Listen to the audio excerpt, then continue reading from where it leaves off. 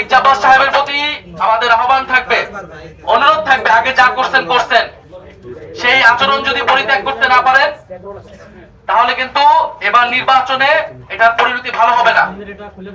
এবং বিএনপির মির্জা আব্বাস সহ এই বিভিন্ন সিনিয়র নেতৃবৃন্দ তারা গত 16 বছর আওয়ামী লীগের সাথে আপোষ করে রাজনীতি করেছেন। আপনারা দেখবেন তাদের বেশিরভাগের ব্যবসা বাণিজ্য সবকিছু আওয়ামী লীগের লোকদের সাথে সংশ্লিষ্ট, এবং তারা নিজেদের ব্যবসা বাণিজ্য অর্থ সম্পত্তি লোভে টিকানোর কারণে, নিজেদের স্বার্থের কারণে তারা হোল হার্টেডলি কখনো রাজপথে নামে নাই, মাঠে নামে নাই।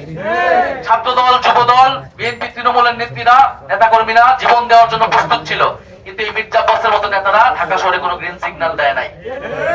গণ অভ্যুত্থানের সময় তারা মির্জা আব্বাসদের জন্য অপেক্ষা করে নাই। ছাত্র শিবির, ছাত্র দল, গণ অভ্যুত্থানের বৈষম্য বিরোধী সকল নেতা কর্মীরা জনগণের জন্য রাজপথে নেমে গিয়েছিল। ফলে মির্জা আব্বাসের যে ব্যাংক ব্যালেন্স, তাদের যে ব্যবসা, তাদের যে সাম্রাজ্য, সে আওয়ামী লীগের সময় পুরোটাই ইনটেক ছিল। এবং এটা বেশিরভাগ বিএনপি নেতা কর্মীদের আপনি দেখবেন, খুঁজলে একই জিনিস পাবেন। একমাত্র ব্যতিক্রম ছিলেন বেগম খালেদা জিয়া, এই জন্য তাকে কি অবস্থা ছিল, কারাগারে তাকে মৃত্যুর মুখে পড়তে হয়েছিল। ফলে আমরা সেই অতীত ধরে কথা বলতে চাই না, বলতে গেলে অনেক কথা বের হয়ে যাবে। রাজনীতির মাঠে এসেছি, সুষ্ঠু নির্বাচন চাই। শরীফ ওসমান হাদী ঢাকা 8-এর মানুষের ভোটাধিকারের জন্য, গণতন্ত্র প্রতিষ্ঠার জন্য জীবন দিয়ে গিয়েছেন। এই একই লড়াই আমরা কন্টিনিউ করতে চাই।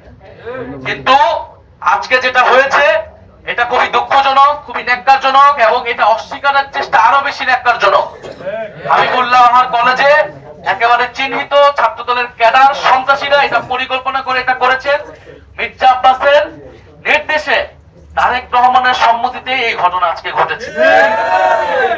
ফলে আপনারা একদিকে ভালো ভালো কথা বলবেন স্টেজে উঠে, আরেকদিকে আপনারা আপনাদের যারা বিরোধী রয়েছে, প্রতিদ্বন্দ্বী রয়েছে, তাদেরকে আপনারা দমন করবেন সন্ত্রাসী কায়দায়, আওয়ামী লীগের রাজনীতিকে পুনর্বাসন করার চেষ্টা করবেন। এইটা আমরা বাংলাদেশে হইতে দেব না। ফলে আজকে আমরা হুঁশিয়ারি দিচ্ছি নির্বাচন কমিশনের প্রতি। আমরা দেখতে চাই এটার ব্যবস্থা তারা কি নেয়, কলেজ প্রশাসন এটার কি ব্যবস্থা নেয়, এবং বিএনপি দলীয় ভাবে এটার কি ব্যবস্থা নেয়।